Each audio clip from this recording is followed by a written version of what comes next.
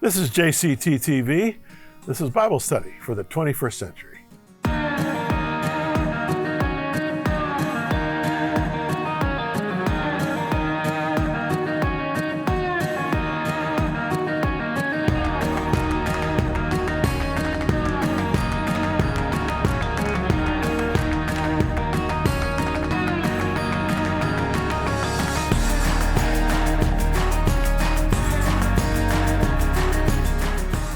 So friends, welcome. We're right in the midst of studying the book of Mark. We're still in the 12th chapter, and I am so grateful to have you along. I hope that you're enjoying it. I hope that you are accessing Cantelon's Casual Commentary when you support JCT or WOW, Working for Orphans and Widows, and ask for this. I'll send it to you. I've got the 4 tranches of Matthew, the first one of Mark, the second one of Mark is about to come out. I'll be back.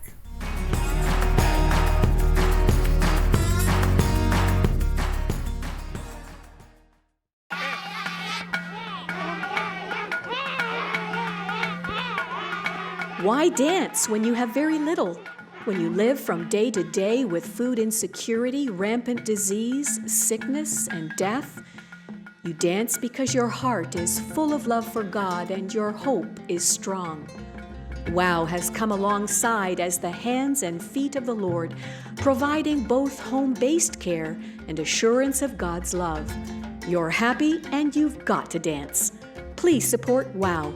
Let's keep them dancing.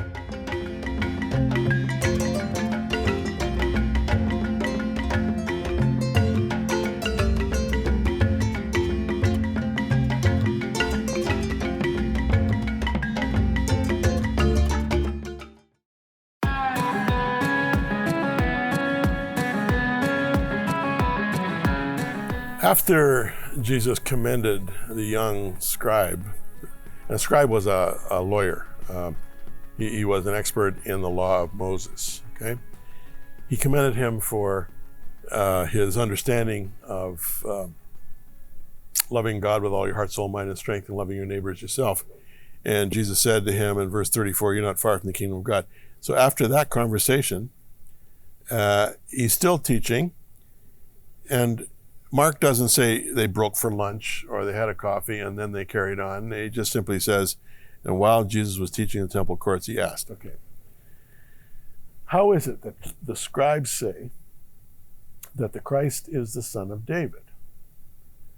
For David himself said by the Holy Spirit, the Lord said to my Lord, sit at my right hand till I make your enemies your footstool. Therefore, David himself calls him Lord. How is he then his son? And the common people heard him gladly. Then he said to them in his teaching, beware of the scribes who desire to go around in long robes, love greetings in the marketplaces, the best seats in the synagogues, the best places at feasts, who devour widows' houses, and for a pretense make long prayers. These will receive greater condemnation. Now,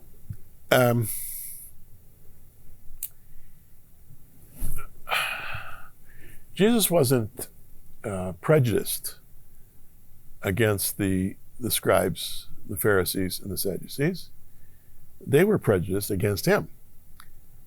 He just responded to their attempts to back him into a corner, their attempts to trick him with their clever questions. And of course, Jesus was never bested by these men. And, you know, Nicodemus was a Pharisee, and Jesus had that great conversation with him in John chapter 3. Where he talked about being born again. Joseph of Arimathea, who took Jesus down from the cross with Nicodemus's help and put him in his own tomb. He was a Pharisee.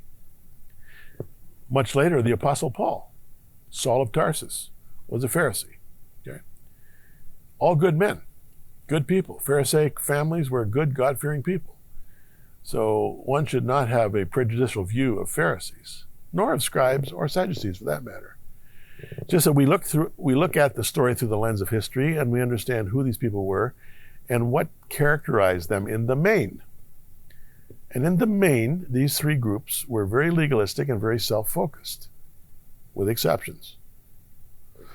So, he's just had to deal with the scribes and the Pharisees and the Sadducees, mainly in the last chapter or so, Sadducees and scribes. And, the people have been taking all this in, and you can be sure the crowd kept growing and growing and growing. And the temple courts were really big. The temple compound is really huge. I've been up there many times when I lived in Jerusalem, and it's a big, big area. It's now, it now houses what's known as the Dome of the Rock, and also the Al-Aqsa Mosque. But it's a huge, huge area. And you had the temple there, but you also had these courtyards. You had the court of the Gentiles, you had the women's court. It was a big, big area. And so Jesus he would not be in where the Holy of Holies was, or even where the sacrifices were made, but he'd be in the outer courtyard of the temple, but it was still a temple precinct. And so literally several thousands of people could gather there and hear him teach. And I don't know if he's he's not putting the scribes down here, but he does ask the question: how is it the scribes say that the Christ is the son of David? He's just going to make a little point. This is not something that we dwell on here. It's just a little point. But son of David was a messianic term, okay? And it was a term that was highly respected and is often used of Jesus in respectful terms. But Jesus, kind of with tongue-in-cheek, is saying, you know what? David himself, anointed and speaking by the Holy Spirit, just add a little authority there, said, "The Lord said to my Lord, sit at my right hand until I put your enemies under your feet."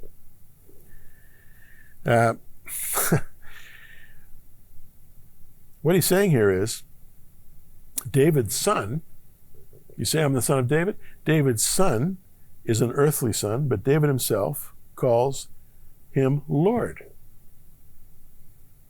So Messiah is both son of man and son of God. Now, there's a theological spin here, and Jesus didn't say it in those words. I'm reading it into it, but essentially that's what's going on here. The son of David, son of God, son of man, transcends the merely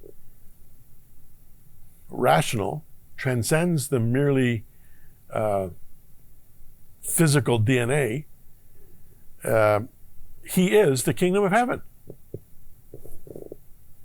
Now, throughout the course of his ministry, Jesus kept talking about the kingdom of heaven, kingdom of heaven.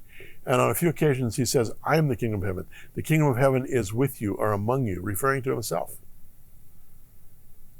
This, of course, was something that people didn't really understand, but the people liked it. Any chance to diss the Sadducees, the scribes, the Pharisees, they liked it. Because they were under the gun. They were under the thumb, especially the Sadducees. And they were subject to the interpretation of the Pharisees, the interpretation of the law. And they were under the legislation of the scribes. When they were brought before religious courts, the legal case built against them was done by the scribes. You're illiterate. You herd sheep, or you tan leather, or you farm, or and you're trying to do your best, and be faithful to the temple 3 times a year when the required attendance sees you there from wherever you might live. You're just trying to be a good guy. And these religious leaders are just always making you feel lowly and put down. And so they kind of liked it here when Jesus called the scribes to account for their referring to Messiah as son of David. Again, it's not something to spend a lot of time on, but that's it. Okay, let's move on. I'm not going to talk, I'm not going to talk about what Jesus said about them, loving the prominent places and loving to be adulated for their profound faith. In contrast to these pompous stuffed shirts, in verse 43, he calls the disciples to himself, Jesus does, and said, "Assuredly I say to you." Now, what's going on here? They're there by the temple, and there are coffers, okay? In fact, let me just go back for a second. Jesus sat opposite the treasury and saw how the people put money into the treasury. This is verse 41.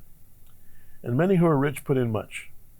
Then one poor widow came and threw in 2 mites, which make a quadrans.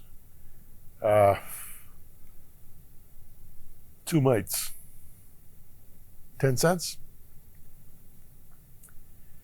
He called his disciples to himself and said to them, Assuredly I say to you, this poor widow has put in more than all those who have given to the treasury. For they all put in out of their abundance, but she out of her poverty put in all that she had, her whole livelihood. Boy, that puts us all to shame, I think.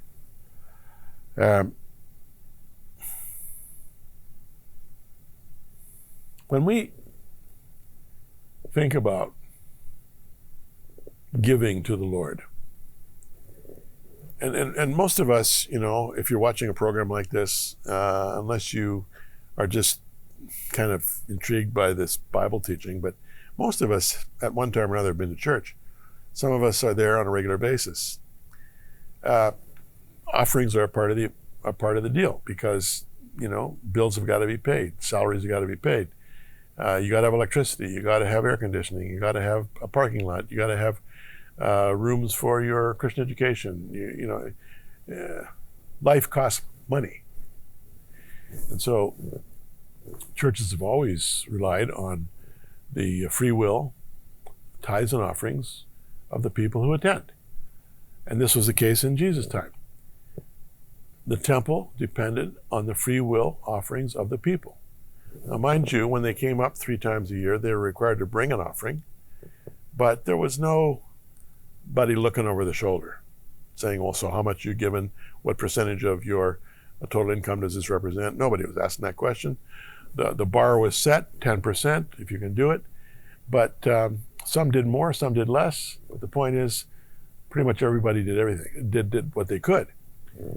That's why this widow did what she could. But unlike others who basically tipped the Lord, out of their abundance, they gave a few coins or, whatever. She gives her whole bank account, 2 mites, meaning that she walked back to wherever she lived penniless, without any assurance that she would be able to purchase food or any necessity for herself or for her children. And she's a widow on top of all of that. The point Jesus is making is, heaven takes note of these things. And if we're merely tipping the Lord,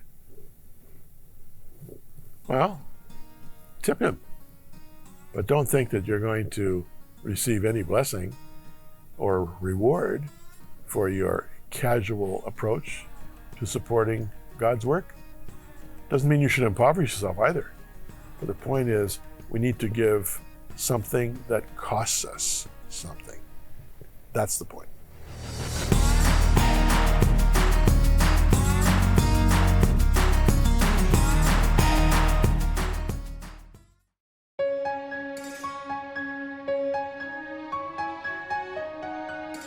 The Bible tells us that true religion is visiting orphans and widows in their distress. The Bible also says that God is a father to the fatherless and a defender of widows. Heaven's core values for mankind begin with God's heart for the least of these. When you support WOW, you're in the sweet spot of God's heart for the poor. Yes, we're only a small player in this great drama, but at least we're on the field. Please give generously.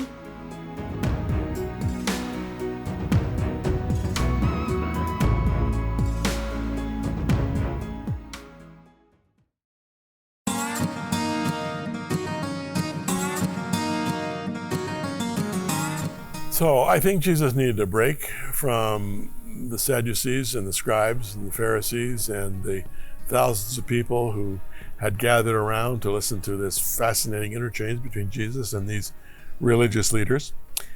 And so he's leaving the temple. Let's pick it up in chapter 13, verse 1. As he went out of the temple, one of his disciples said to him, "Teacher, see what manner of stones and what buildings are here."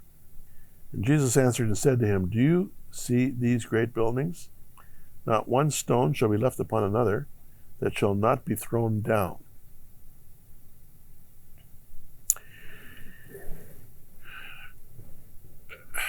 The disciples were just provincials.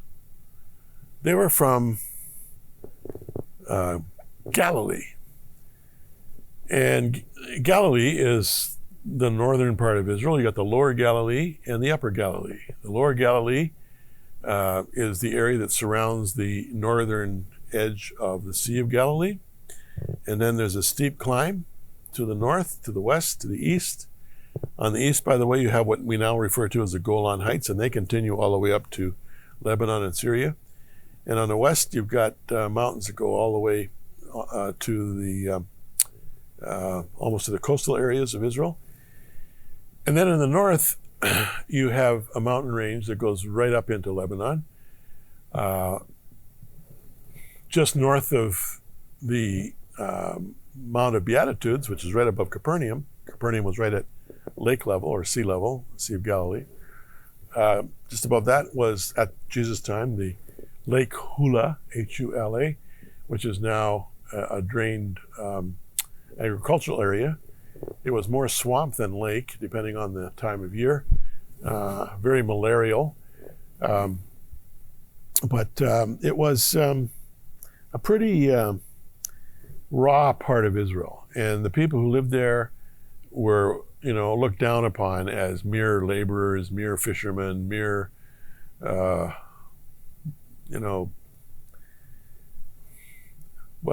blue-collar workers. I spent a lot of my time as a blue-collar worker, so I've got great respect for those who labor. But there was just that sense of Jerusalem elite looking down on the lowly Galilean, all right? This was the case. So these guys, they were used to fishing boats and early morning hours with their nets and fairly humble buildings. Although, they had some nice synagogues around the Sea of Galilee. The one in Capernaum was beautiful. The ruins of it are there now. The essential foundation is made out of basalt, which is black volcanic rock. And then there's beautiful white limestone ruins above it that go back to about the 4th century. And then just north of Tiberias is another beautiful ruins of a synagogue right on the water that is referred to as Magdala. Mary Magdalene was from there. I was there recently doing some television work, and it's just stunning. It's a fairly recent ruins that's been uncovered there. So, there were some nice buildings, but essentially it was rustic, it was rural, it was provincial. And on top of that, the Galileans spoke with a Galilean accent. And so when a Galilean was in Jerusalem, people knew right away that they're from Galilee just by the way they talked. Pardon me. So, Jesus' disciples, rustics that they are totally impressed with the beautiful temple structure.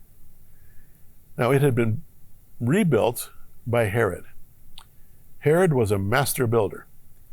And the ruins of the temple are pretty much there only in terms of the exterior perimeter, which is now referred to as the Western Wall, which is the sacred shrine of the Jewish faith. Some refer to it as a Wailing Wall. And it is very high, but it is 2/3 deeper into the ground than it is above the ground. There was a time in Jesus' day when the level that you stand at now would have been 20, 30, 40 feet above the heads of the people who were there at that time. The stones are amazing. They are quarried out of limestone mountains, both around Jerusalem and also going up into the Jezreel Valley area into the upper Galilee.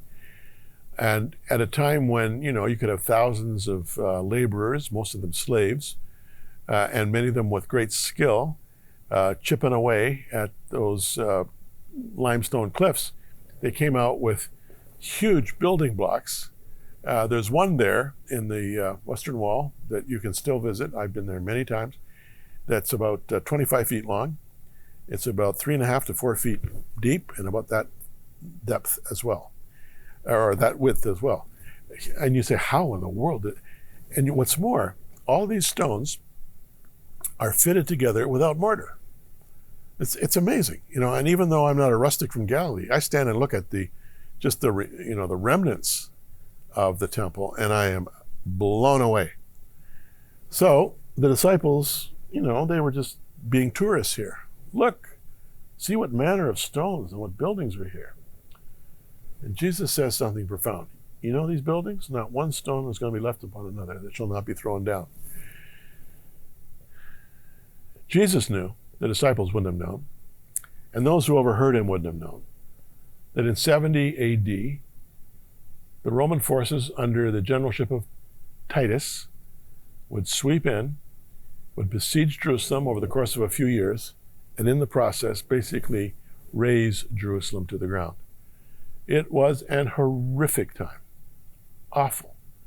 People resorted to eating their children because they had no food, or eating corpses that were lying in the street. There was huge infighting between various zealot groups who were trapped in the old city, one against the other. There was as much killing going on, Jew against Jew, as there was Roman against Jew and Jew against Roman.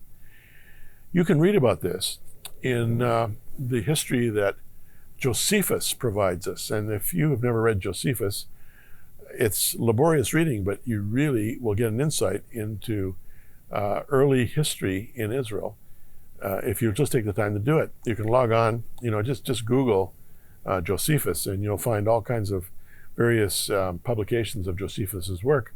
You can order it online and get it and read it. I mean, it's just amazing stuff. But the fact is that what Jesus was saying here came tragically true. And it was one of the most desperate times in the entire history of the world's Jewish people. So his prediction about the temple was proven to be the case. Okay. This kind of leads us into what is sometimes referred to as the little apocalypse. Apocalypse, is the term used to describe the book of Revelation. Apocalyptic literature includes Revelation, includes much of Zechariah, and also the book of Daniel, some portions in Ezekiel. It is, how do you describe apocalyptic literature? It's literature that's trying to describe something that's indescribable. When you read apocalyptic literature, it's kind of like looking through a kaleidoscope. Every time you turn it, there's new patterns, new permutations, and no two turns are ever the same. That's kind of like apocalyptic literature. And one cannot read apocalyptic literature and try to systematize it any more than you can systematize the patterns in a kaleidoscope. You have to approach it as flashes of insight into the world that is to come. That's basically how you have to see it. And this is called the little apocalypse because Jesus is now speaking about, if you will, the beginning of the apocalypse in terms of the end of time, when everything comes together and space and time is no more, and the day of the Lord is at hand, and God judges the nations and the people in it, and then the next chapter of God's plan for creation takes place.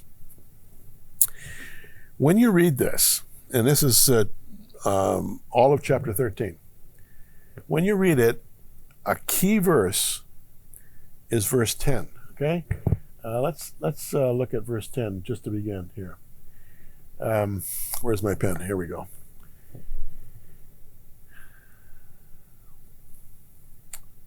All right.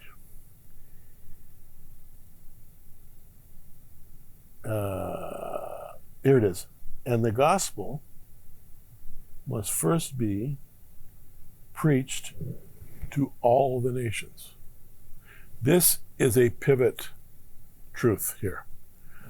When I was pastoring in Jerusalem, Because the church we planted there quickly became the biggest church in the city and had really major impact, still does to this day. You can Google King of Kings and get updates on our congregation there.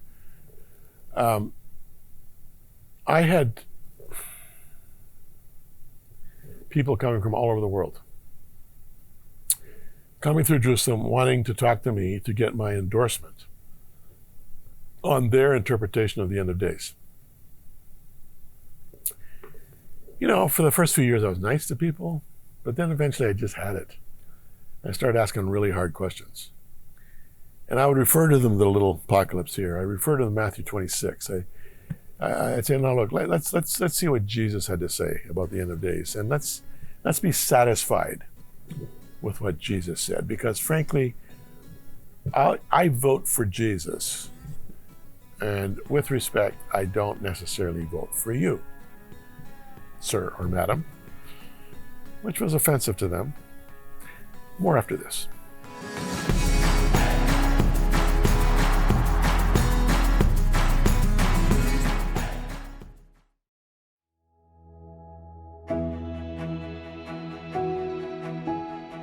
WOW works with local churches in needy countries. We mobilize those churches, pastors, and volunteers in a concerted effort to care for orphans and widows in their homes and villages. Through that strong faith-based platform, we're able to not only provide food, medicine, and crisis intervention, but we're also able to lead these afflicted ones to faith in God. It's powerful, humbling, and well worth the effort. Please support WOW with your generous gifts and faithful prayer. Thank you.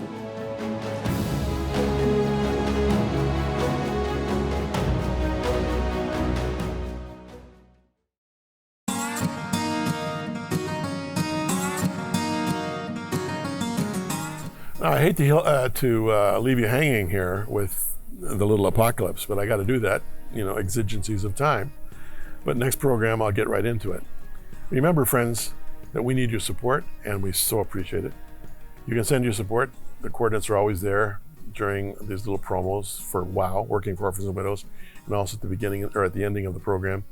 And you can support us, and anything you do will be greatly received. Ask for, if you don't have it already, Cantelon's Casual Commentary. It comes in 4 tranches for Matthew, 2 for Mark, and then we'll get into Luke and Acts and John. We have a long way to go yet, but by God's grace we'll make it. But just remember, friends, that we're here to not only teach righteousness, but also to practice it by caring for orphans and widows through our WOW ministry. Support JCT, support WOW. Support WOW, support JCT. That's how it works. See you next time.